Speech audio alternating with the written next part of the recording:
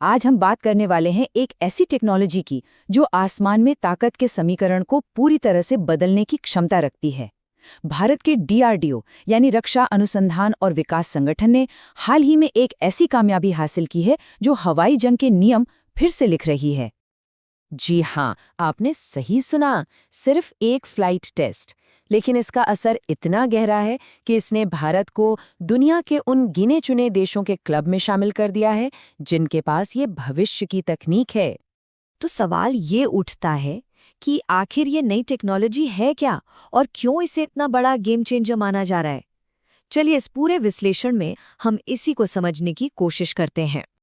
सबसे पहले तो ये समझना जरूरी है कि ये कामयाबी कितनी बड़ी है। देखिए, ये कोई छोटा मोटा अपग्रेड नहीं है, ये मिसाइल को ताकत देने वाली टेक्नोलॉजी में एक पूरी पीढ़ी की छलांग है।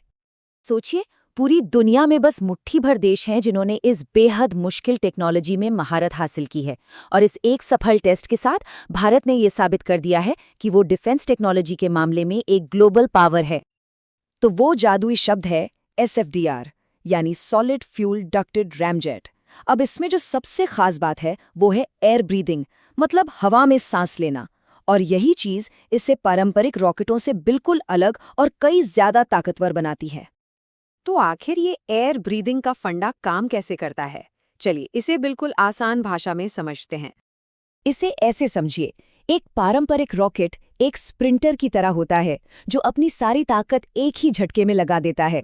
उसे न सिर्फ अपना फ्यूल बल्कि उसे जलाने के लिए ऑक्सीजन यानी ऑक्सीडाइजर भी अपने साथ ढोना पड़ता है। लेकिन SFDR एक मैराथन रनर की तरह है। ये स्मार्ट है।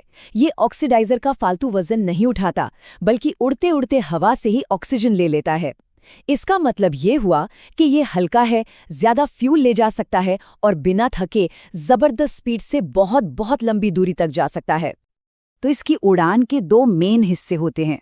पहले, एक पावरफुल बूस्टर सिर्फ कुछ ही सेकंड में मिसाइल को सुपरसोनिक स्पीड तक पहुंचा देता है, और एक बार जब ये रफ्तार पकड़ लेते हैं तब असली जादू शुरू होता है।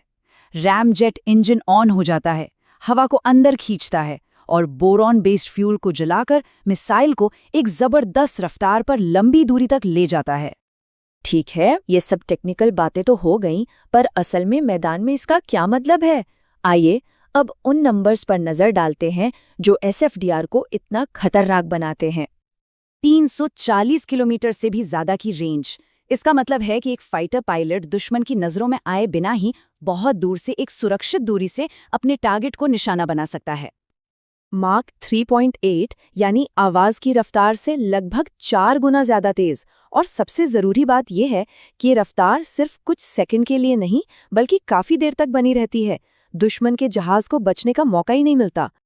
और सिर्फ स्पीड ही नहीं, इसकी फुर्ती देखिए। ये मिसाइल 10 किलोमीटर तक ऊपर नीचे यानी वर्टिकली तेजी से मुड़ सकती है। ये जबरदस्त फुर्ती इसे और भी घातक बना देती है, क्योंकि टारगेट के लिए इससे बच निकलना लगभग नामुमकिन हो जाता है।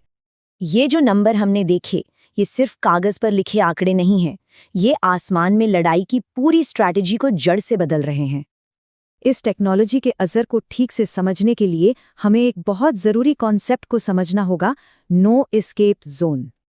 तो होता क्या है कि ज़्यादातर मिसाइलें अपने टारगेट तक पहुंचते पहुंचते थक जाती हैं, उनकी एनर्जी और स्पीड कम हो जाती है। लेकिन SFDR मिसाइल अपने लक्ष्य के पास पहुंचने तक अपनी एनर्जी और स्पीड बनाए रखती है। इसका सीधा सा मतलब है कि वो एरिया जहां से दुश्मन का जहाज बच नहीं सकता, वो नो एस्केप जोन बहुत बड़ा हो जाता है। पारंपरिक मिसाइलों से बचने का मौका फिर भी मिल सकता है, लेकिन SFDR के साथ वो मौका लगभग खत्म हो जाता है। और ये कोई एक्सपेरिमेंटल टेक्नोलॉजी नहीं है जो सिर्फ लैब में रखी हो। यही टेक्नोलॉजी भारत की अगली पीढ़ी की एयर टू एयर मिसाइल अस्त्र MK3 की रीढ़ बनने वाली है। ये एक ऐसी मिसाइल होगी जो दुनिया की बेस्ट मिसाइलों जैसे कि यूरोप की मीटियोर और चीन की PL-15 को सीधी टक्कर देगी। अब अगर हम प्रोपल्शन टेक्नोलॉजी को देखें तो SFDR बिल्कुल सही जगह फिट होता है। ये रैमजेट की तरह सबसोनिक कंबशन इस्तेमाल करता है, लेकिन सॉलिड फ्यूल के साथ। और यही कॉम्बिनेशन इसे हवा से हवा में मार करने वाली मिसाइलों के लिए एकदम परफेक्ट बनाता है। ये स्क्रैमजेट से अलग है जो हाइपरसोनिक स्पीड के लिए इस्तेमाल होता है। आखिर में सब कुछ बस एक ही बात पर आके टिकता है, फर्स्ट लुक फर्स्ट किल। ये टेक्नोलॉजी भारतीय वायुसेना को वही ताकत देती है जिससे वो दुश्मन को देखने वाले और उसे मार गिराने वाले पहले हों, वो भी एक सुरक्षित दूरी से। ये आसमान में एक निर्णायक बढ़त है। SFDR जैसी कामयाबियों के साथ ये तो साफ है कि भविष्य की लड़ाई और भी तेज और भी घातक होने वाली है। तो सवाल ये उठता है कि टेक्नोलॉजी की इस लगातार दौड़ में अगला पड़ाव क्या होगा?